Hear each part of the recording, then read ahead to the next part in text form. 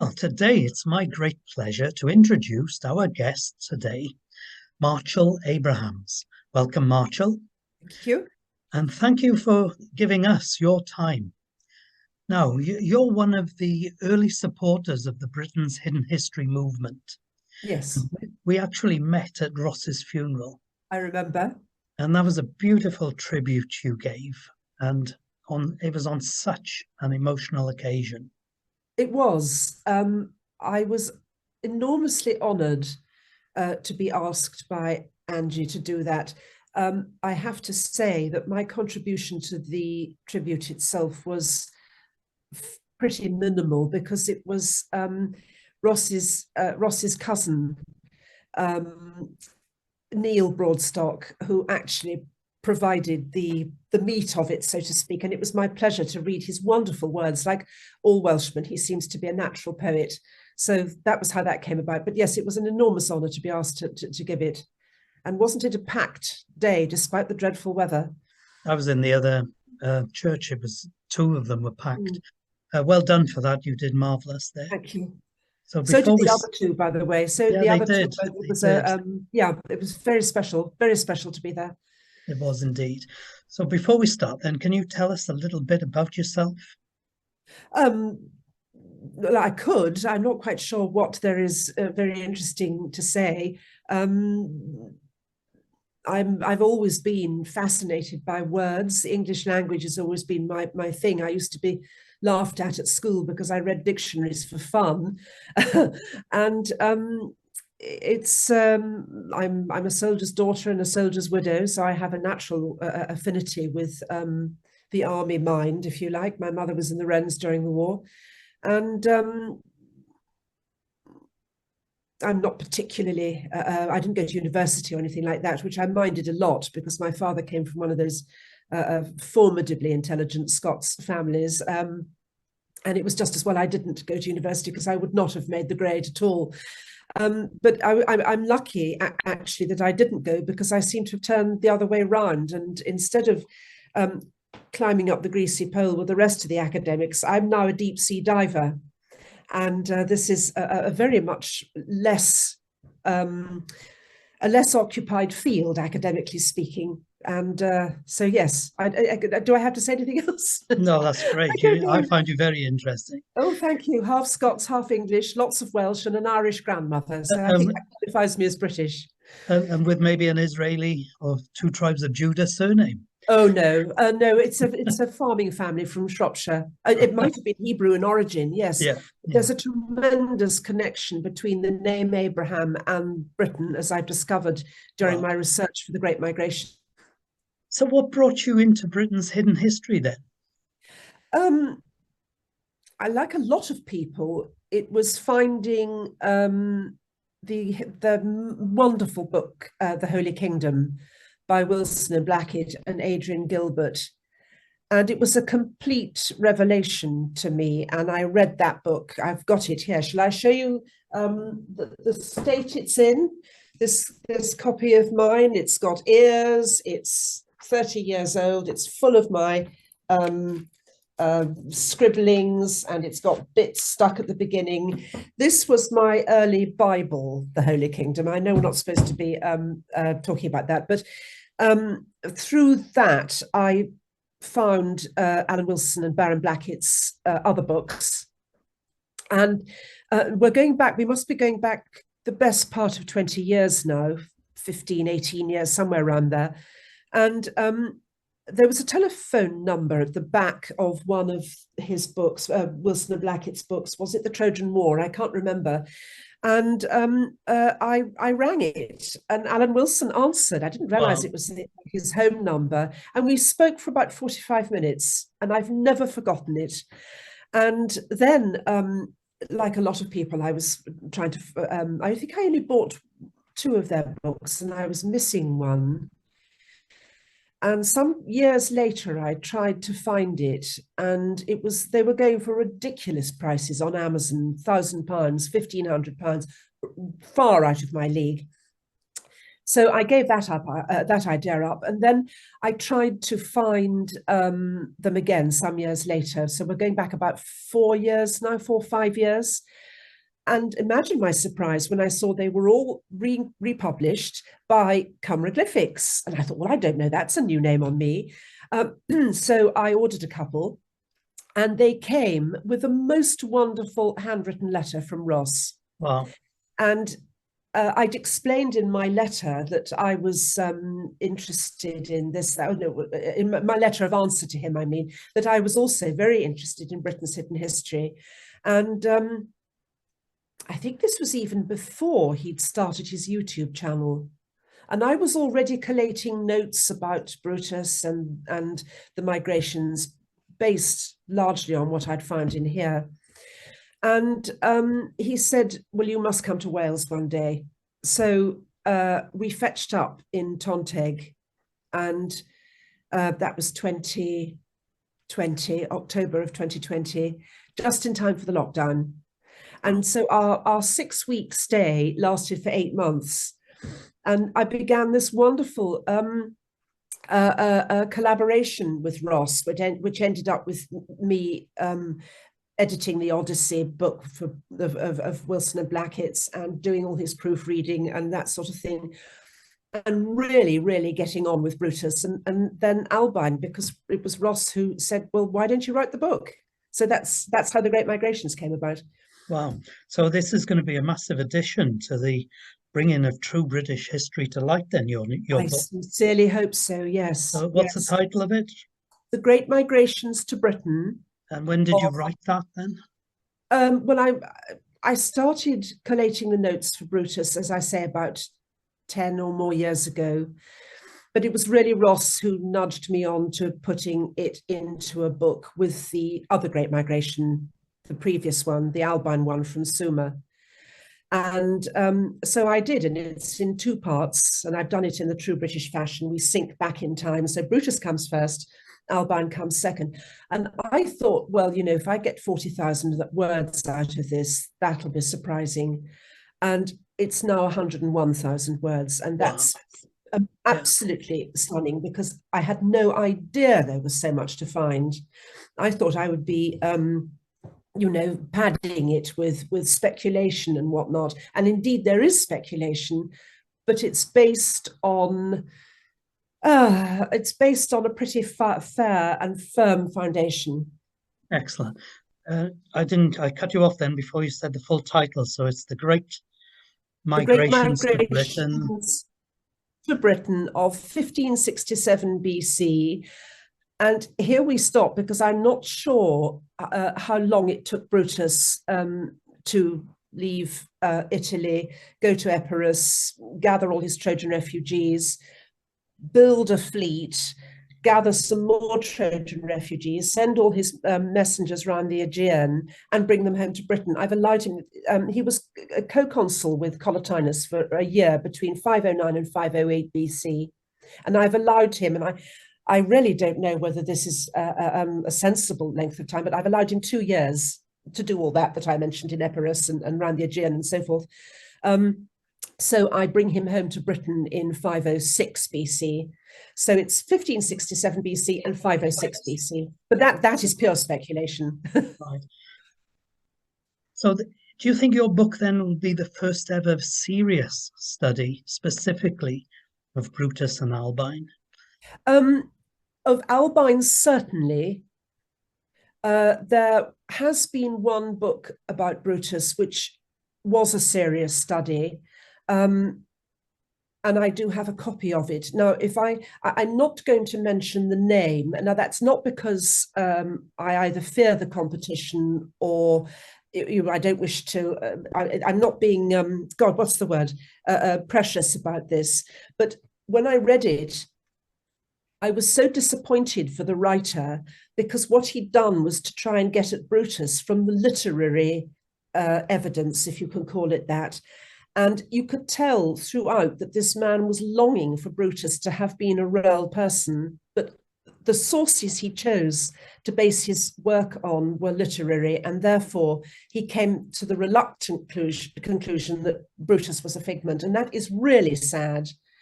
because you could tell he'd put in an awful lot of work. It's a very good book, but unfortunately it's not based in history, and that makes me sound as mean as anything, which is why I'm not going to give the name or the author, because that simply wouldn't be fair.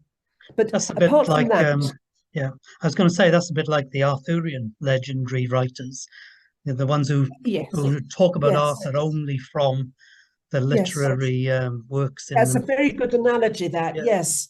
But apart from that book, mine is the only serious study of Brutus based in as much history as I can possibly dig up. And boy, have I managed to dig up a lot. So where did you dig it up from then? What's the base data? Now, when you sent me the script of questions for this, I looked at that question and I thought, blimey, how on earth do I answer that? Where did I get it from? If I say one thing led to another, that's going to sound like the rankest sort of cop-out. But it's true, it's been a detective story. For example, I like going to primary sources wherever I can. I'm not really content with what somebody else says about something. I like to go and consult the primary sources wherever possible. And if you do that, you find not only doors, windows opening up. So you have to go and examine that particular vista, and you make notes and you come back and you think, but here, hold on a moment, this has actually thrown up far more questions than it answers. What about that? That doesn't seem to be particularly logical. Let's go and examine it. And then you find that actually your own theory was right and it fits into place chronologically. I don't think I can answer the question any better than that. Pinpoint the actual basic data. It's a detective. I've become an historical detective, actually. Actually, you've coined a phrase for what you do, haven't you? Because yes. based on your passion and love of words that you were talking about yes. from childhood, you describe yourself as an archaeographer. An archaeographer, yes. And so that study then becomes archaeography. That's right, yes. So you've coined them terms. What do you intend them to convey? Well, archaeography is a form of linguistical archaeology. And it's basically consulting etymologists who only ever seem to go down to they take a word and they go down to the ground level. So can I give an example? Yeah, that'd be great. Yeah. Sort of thing I'm talking about. Yeah, that'd be fine. Is that all right? Yeah, that'd be great. If you take the words inch, as in a 12th part of a foot, and ounce, they don't, apart from having an N and a C, and they don't look as though they've got anything in common at all. Actually, if you take them both back to their source, they come from a Proto-Indo-European word meaning one or unique. And I'm still on the trail of this one because I've just discovered that inch in Welsh is modfedd, and mod on its word is an old word for a circle. And here we have one unique, you see, and you think, but gracious, but there are 12 inches. How does that fit in with 16 ounces in a pound? And you think, my goodness, I'm never going to get to the bottom of this. And then I discovered, of course, and this was a long time ago, that there are 12 troy ounces, and this is also hugely significant, so significant that it was my first video on YouTube. 12 troy ounces to a troy pound, and that was the measurement that we had in this country long pre-medieval. Don't listen to anybody who says it was medieval merchants. It was nothing of the kind. We had the troy pound in this country until the Normans came. And the Normans, of course, had 16 ounces to the pound, which is what we use now, if we're allowed to, by the EU. And but they actually mean exactly the same thing. Based on what I've discovered today about this modfedd, anybody who speaks Welsh will know the word. mod is, if it's a circle, well, you've got 12 circles making something really rather amazing as a concept. And as I say, I haven't got that one to its full conclusion yet. But wow. This is how I follow lines of research. And it sounds dreadfully airy-fairy, but it isn't. It's all I can say. But the migrations occurred a very long time ago, maybe 3,400 and 2,500 years ago. Can you show how archaeography helped in the study of Brutus and Albine? That's a big question. That's one for the book then. It was less, I won't say less helpful. I used archaeography less to find Brutus because he's slightly closer to us in time and there are historical records. For Albine, buried much more deeply, it was really a question of teasing apart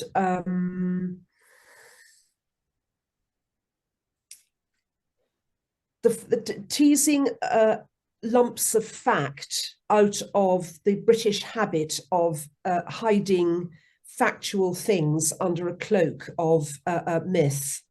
And they do this very, very well. We mentioned Abraham a little while ago. Now, it seems very sensible to me that there cannot, we were talking about the Albine migration, Abraham's, biblical Abraham's migration, and Hugh Gadarn, who also turns up in the Colbrin. Now, all from the same area, 3 massive migrations. It's simply not credible that an entire country would do this 3 times over within the space of whatever it is. There are 3 names, 3 identities for one migration. This was my conclusion. And I don't pretend to have all the answers to this, certainly not in this context, but I don't even have all the answers in the book, but I do make, I hope, a very good stab at it. Now, the Quran specifically locates Abraham at which I'm sure isn't how you pronounce it. Abraham, as I've said before, the name Abraham turns up all over this country. And Hugh Gadarn's migration, which has also been, is also connected, but specifically Abraham, because I think I better stick to safe waters, literally. In the Brute, where is it? The Brute or Chronicle, I've got it out somewhere. The Brute or Chronicle of England, there is a bit that talks about the migration and how they named the 7, and it's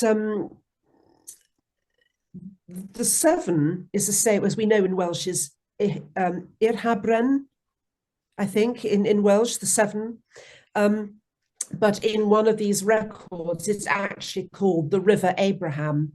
Now, as you can imagine, yeah. I nearly fell out of my seat when I discovered that. So that was what got me looking at the name of Abraham. What does this name mean? Now, it's supposed to mean father of nations. Well, that might have been what he was, but it isn't what the name actually means.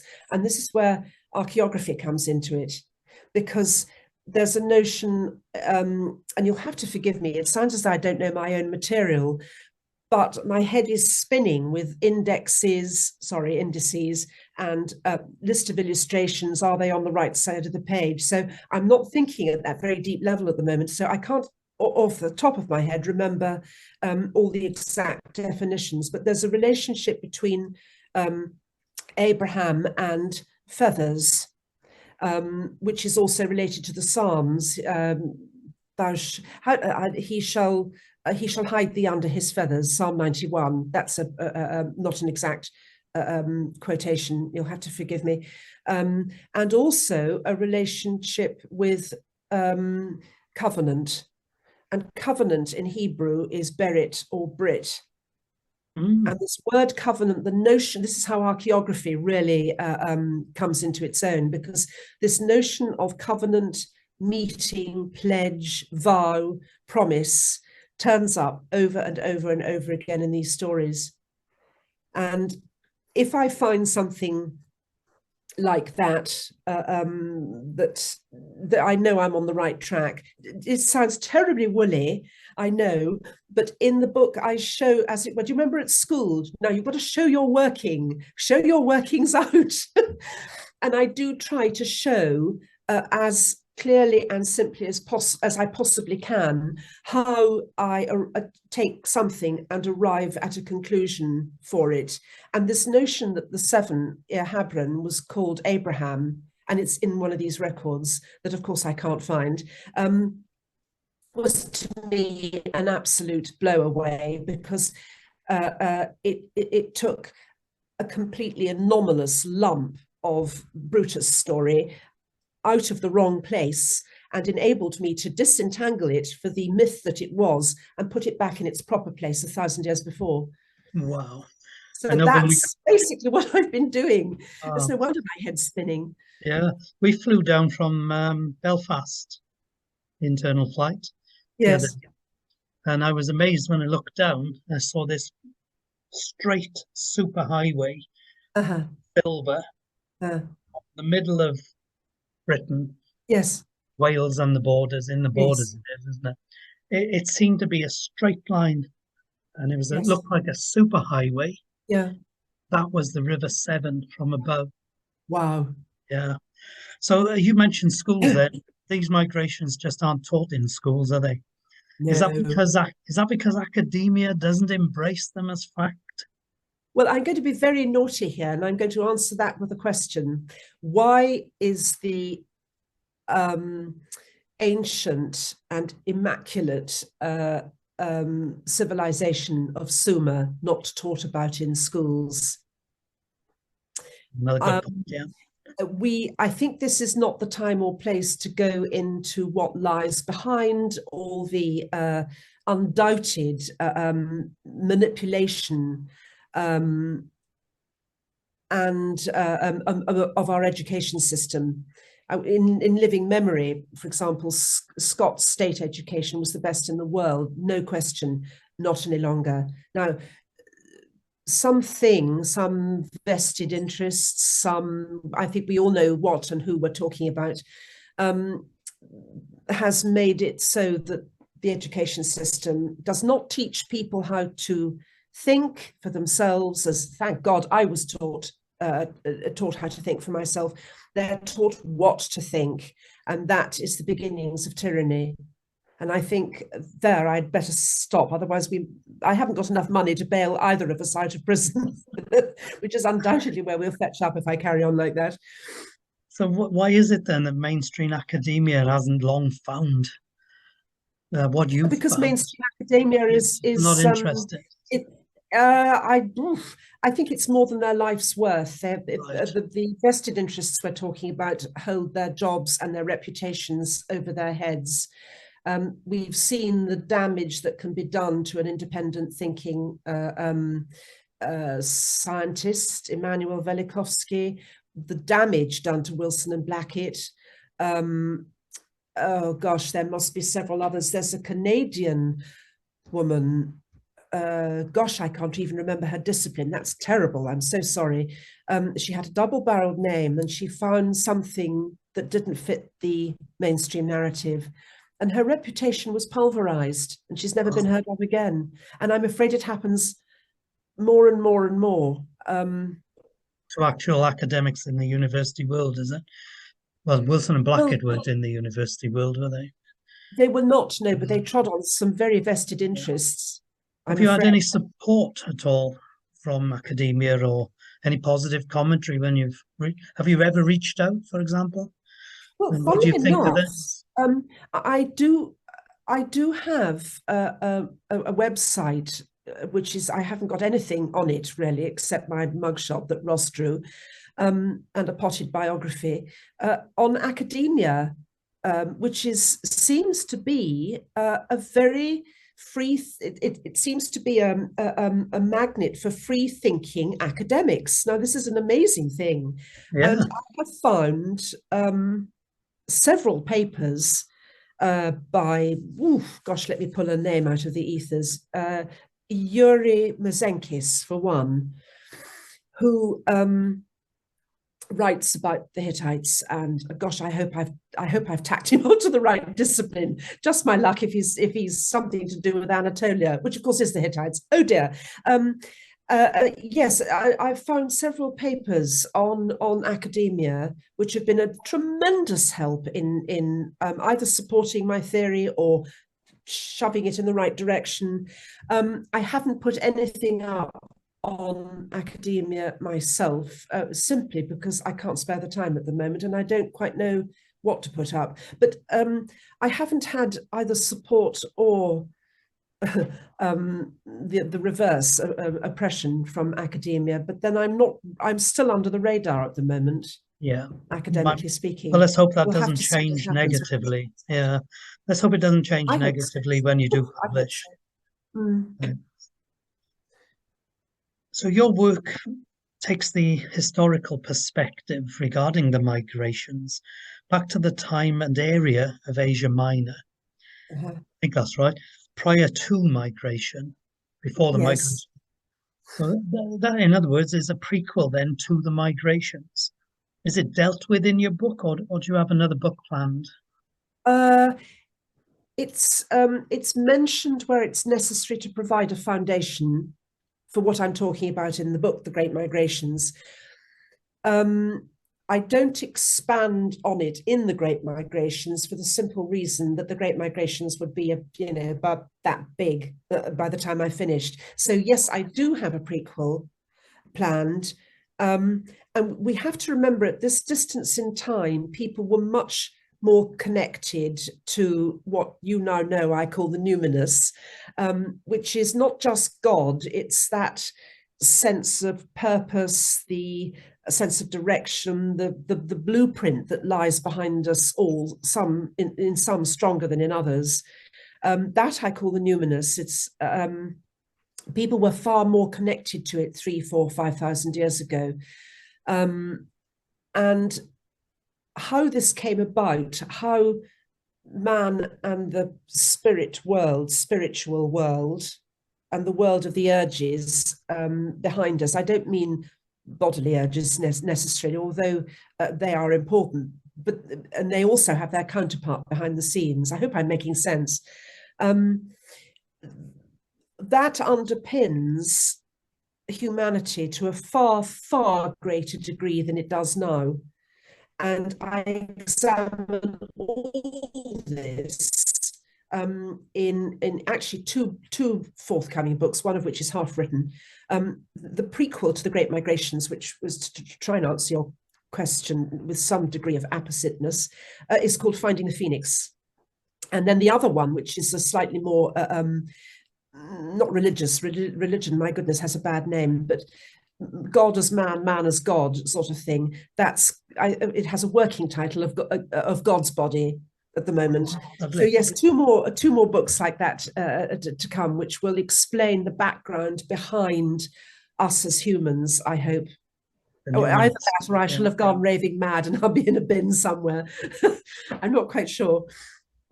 Well, best of luck with those. I mean, if you put the name God, the word God in the book title, apparently you sell more books.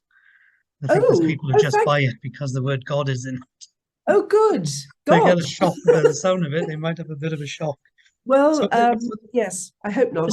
So this book now, the first one, The Great Migrations, that's due out before Easter this year? Before Easter, yes. Angie's given me a deadline of the end of February, which I'm trying my damnedest to stick to. Oh, sorry, I swore. My best to stick to. I haven't got a huge amount left to do, but this index is going to take the bulk of the time. So yes, let us say, if Angie watches this, please forgive me, but yes, let's hope it'll be out before Easter. Easter this year? Yes. Oh yeah, oh, gosh, yes. Yes, I want to see the back away then. I want to see the back of Brutus and Alba, and I want to move on to what lies behind them.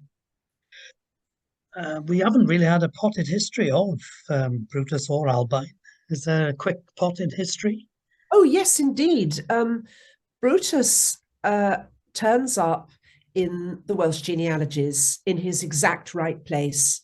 The English Brute and ancient historians such as Camden Hollinshead, Robert Fabian, Percy Enderby, they take him out of context and stick him back in Albine's time.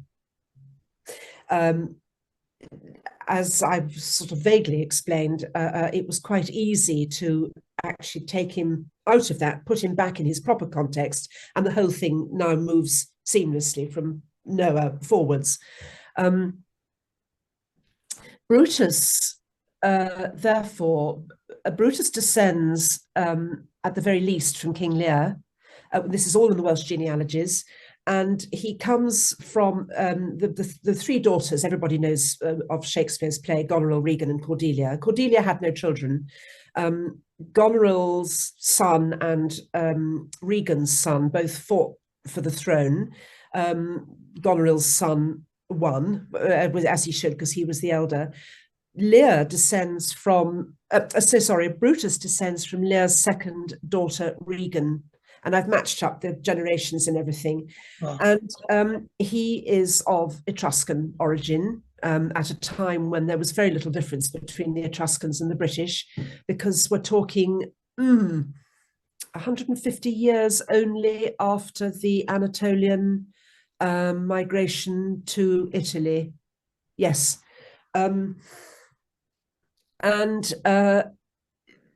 He's actually described by Nennius as Brutus was a consul.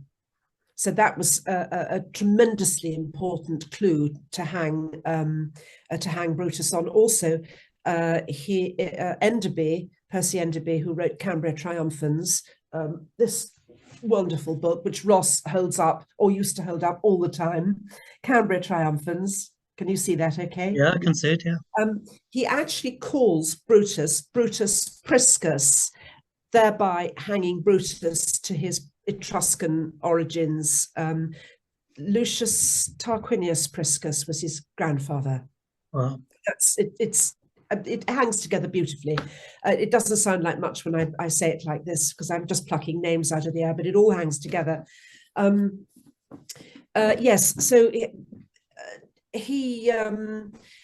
there was civil war going on in Britain at the time, and to cut quite a long story short, a 50,000 word story short, Brutus was asked to come back to this country as a lineal descendant of Lear, to take the throne and quell the civil war, because rumours of his warlike tendencies and his magnificence as a leader. He's actually called Bruce the Warlike in one of the genealogies, the genealogy of Iestyn Gwrgan, I think it is.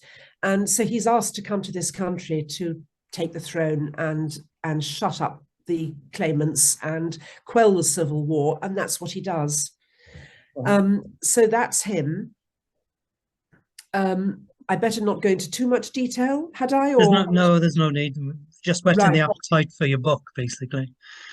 Well, the Albine thing, I've managed to connect very satisfactorily, far more satisfactorily than I had hoped to do, to a princess of Sumeria called Taram Dungi. And she married the king of a neighboring province called Bashime. And again, I won't give away too much because it's all in the book, right. But she came here. There were, I tried to find out the reason why this massive migration from Sumer happened. And Morgan in the British, here we are, yet another of Guyan Books' offerings. This has been absolutely superb. And he says it's because of floods. And that all ties up very nicely with Santorini and the explosion, the massive explosion, with a tidal wave, a tsunami, which would have gone around the entire world. And as you probably know, was very low lying. at the mouth of the conjoined Euphrates and Tigris Delta. They're like the Marsh Arabs. It's pretty much what the Marsh Arabs would know today, if there are any left of them. So very, very easily flooded. And that seems to be the reason why they left. The whole thing was completely swamped. And they had troubles with the neighbours, the Gutians. And there are other reasons. They needed tin as well. And guess which was the greatest tin producing place in the ancient world? Were. So that's tin as well. Yeah. Yes, it's more complex than that. But really, the Great Migrations, I do not pretend that it answers all the questions. What I hoped I've done is lay a firm foundation for other people to go and pick bits that they like and go and do the really detailed and thorough research and examination, because that's not something I'm good at. I can't specialize in that way. I'm not an expert at gosh, anything really, except possibly archaeography. So what I'm hoping is that people will take the Great Migrations and say, right, well, this is my field, this needs examination, I can go and do this and come back, and it all provides. Well, I think what you're even just talking about it, you're putting migrations of the modern world into perspective. So you've said why these people left. I mean, you could imagine all the Bangladesh population up in and leaving Bangladesh is so low lying. It'd be the same thing, wouldn't it? Yes, and the boat people coming over from Dover, they leaving because of war, they leaving their homelands because of drought, and yes, and there are political reasons behind that as well. So it's what people do. If it's circumstances where you aren't right, and you can't change them, then you change your viewpoint where you are, don't you? You up and go. You do indeed. So and there seems to be. So I was just going to say, we're all mongrels then on this island. We're not. Well, we are and we aren't actually. So what does the DNA show then? Is that how you're going to answer this? Oh gosh. The DNA for the match between the Anatolian people and the Etruscans is pretty good. There are plenty of papers which I do not pretend to understand, but I can vaguely work out that there is a match between the people who left Anatolia, the Hebrews who left Anatolia and fetched up in Etruscan Italy. And there's not only a match between them, there's a match between the cattle that came with them, which is it's even better evidence, isn't it? Yeah. Indeed it is. I would love to be clever enough at DNA to find a match between the people who came with Brutus and fetched up in Britain 150 years later after the Anatolian migration. I'm not. This is one of the areas where I'd absolutely love a microbiologist. No, that's journalists, isn't it? Somebody anyway who's qualified in this field, to go and have a look at this DNA and see exactly how it all fits in. So the answer to that is a qualified yes. DNA does come into the Great Migrations, but only where I've been able to understand the paper and. Where I can apply it. I'm not nearly clever enough to go and go off into a separate field of study. DNA is not my thing, but not. Yeah, an American friend of mine thought all the Welsh and Scots were all white, very pale-skinned and red-headed. So I corrected her. Actually, the archetypal Welsh, which is British, is black-haired, short, and olive skin, darker skin.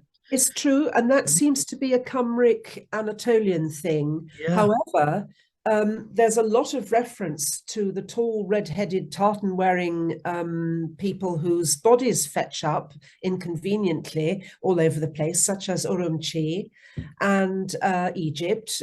Mummies all over 6 with red hair, that's true. Red hair, exactly. So it seems to be two distinct but interlocking body types. And And this seems to match with the twin pillar concept. Again, I go into that, the twin pillar concept, because it's not just a thing of Freemasons. It's the strength and the establishment, if you like, it's the strength of the body with the establishment of the mind. So you can't just have, without the mind, the strength just becomes brute force. It needs the refinement, it needs the mind. Equally, mind without body has no power over anything. So the two go together. So that ties in with your numinous that you were talking about. Yes, absolutely, which is all all informed and influenced by what lies behind. So did these tall red-headed people then inhabit these islands before the Great Migrations? Oh, I would say they did. You think they did you? Well, right. If you take Morgan's word for it, yeah, and why shouldn't I? Yeah. Innocent until proven guilty, right until proved wrong. That's how we do things in this country, or used to. He says that Noah, whose name was not Noah, left these islands and went out to out on the ark, fetched up in Armenia, as we know, and from Armenia, and they were giants. So maybe that answers your previous question. Right, yes, I've forgotten his name.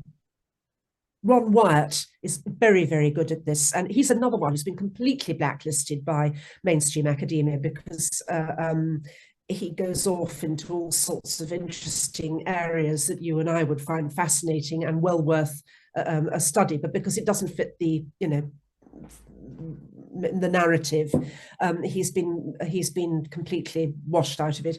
But he found the Ark. Oh, I don't know if you saw my two Noah videos. I go into it in detail, but Morgan, to cut another long story short, Morgan says that Noah left from this country. So the two migrations coming back 1,000 years and 2,000 years after that was simply homecomings. So that could explain why they sound as if they were bloodless migrations then, and common language as well, maybe. Yes. The language, oh boy, no, wait a moment. I have to show you another book, if that's all right. And I have to thank Sean Perry for putting me onto this because it revolutionized my understanding of the Albine section. And it's this: Lawrence Waddell, the British editor. And he shows how we are connected back. I know, I could just remember what I was going to say, how we're connected back to the Noah migration, well, sort of forced migration that was, wasn't it? No, there is a script, and again, I won't give it away too much, but I did blurt it out on the live chat a week or so ago, so I feel I can say it again. His dates are approximately 3,500 BC, so 2,000 years before Albine. That's the hero of this story, and of this epic, which is another British epic alongside the Iliad. Good stuff, this. He is said to have come from the Danube Valley, and there is a script found in the Danube Valley called the Vinci script, V-I-N-C with a wee thingy on it, Vinci script. And there's a tiny little illustration of what Vinci script looks like. And I thought, that looks like Coelbren. So I got out my Coelbren alphabet from Wilson and Blackett, and I translated the word on the engraving, and that's from 5,500 years ago. Wow. Yes. Unbelievable. It's amazing, not unbelievable, but amazing. I'm doing this stuff and I find it hard to believe. Yeah, I know. So basically what Wilson and Blackett say about the alphabet trail is the Goths from the Danube Valley, bringing their script, who are actually us from the from the Noah thingy. That's the technical term, you understand. And they are known to have gone to Sumer, and they bring this script back with them to Britain, where we call it Colbren. So it's thousands of years old. Wow, unbelievable. Well, it's not unbelievable. I keep using that No, expression I agree with you. because it takes my mind. Yeah, mine Amazing, too. amazing is the correct Absolutely. word. But somebody who's somebody like, if I mentioned poor John Griffith and his son Adam, they've done such fantastic work on the Colbren. It needs people with their sort of open-minded outlook and their expertise in Colbren to take this tiny little snippet that I found and do some real work on it. That's not for me. I can't do that. But somebody like John Griffith certainly could, if he's not too busy doing other things. And John, if you watch this, I apologise if I've dropped you in it. I find it amazing that there's so many people with that intellect to be able to do this. Because Wilson and Blackett, like you, I read Holy Kingdom and other books. And when you start reading how they deciphered coil Yes. and stones, I mean, it's just Yes. mind-blowing. And then the hieroglyphs. Oh, So presumably then there's further evidence for Albine, Brutus, Noah, and it's there to be found. Have you found any? I have to say, archaeography is an armchair discipline. We've had a very busy year. Last year was very big. We moved house and all sorts of things happened. Haven't yet been able to do half the field work that I would like to do. The answer to that has to be, at the moment, no. It's not because it's not there. Just But you haven't again, found this it is yet. something, it's just, I simply haven't been able to find it because I've been laying the groundwork. I want other people who do the field work, maybe an archaeologist, geologist. We need a geologist to talk to go and find evidence of the comet. This country has been so badly neglected in terms of its true history. I've just finished writing a section, where was Albine buried? And the answer to that is, I haven't a clue. What about I think Brutus? Do you know where Brutus was buried?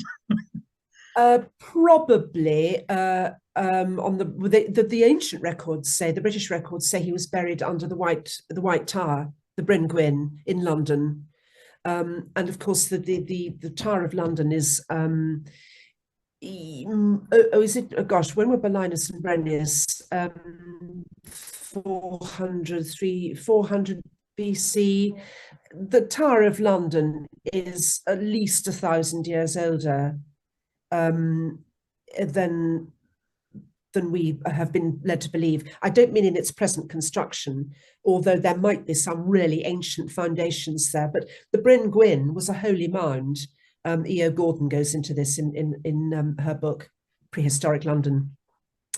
So it was holy to the Loegrians for thousands of years before, or at least 1,000 years before, William the Norman came here and built his tower on it. That's where Brutus is said to be buried. Well, and you've got no idea where Albine could have been buried then? Whatever. No, at all. Whatever. It's odds on she will have been buried somewhere in Norfolk, where part of the fleet arrived. Right.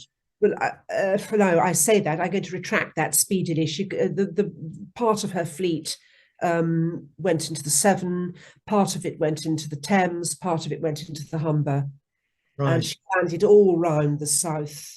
Yeah. What about Brutus's return? Where did they land? Torbay. Torbay. Oh, Yes. right. I know at this point, I just want to put my head in my hands and go and take up gardening or something. Yeah, But So they, all the records point to it. yeah. So where did they spread then? From the south up, from all sides in? Yeah, as is the way. You carry on, as is the way of migrants. You keep your objective in mind. But when you're on an island, of course, your barriers are the coast. coastlines. Yeah. So you carry on and you go and explore, and you find your way round until you fall off a cliff. basically. So I think it will definitely have been from the south and from the southeast and southwest upwards and outwards. Yes, there are places all over Scotland with Sumerian connections. Gosh, I mean, I won't go into won't go into that one. I think that's another migration, isn't it? I think it probably it's certainly another story. Yes. Yeah, but Yes. you previously mentioned you write extensively in novels as well. I think Yes. it's you can put your head in all these technical books and then your head spins. And I love a novel to just bit of light reading, bit of relief, especially on a hot Yes. summer's day up in Liking the things. garden. Yes. So have you read any have you written any novels? I have. I've got one was published. Actually, the box of books arrived when we were at Tonteg. And Oh, I'm so nervous of seeing my own work in print for the first time that I circled round the box for about 3 days before I could bring myself to open it and have a look. But yes, this is my first one, and so far my only one out. And I'm sure people will have seen the cover. This Ross very kindly publicised it for me. It's available through Matador Publications, and it does have the Iliad as its basis.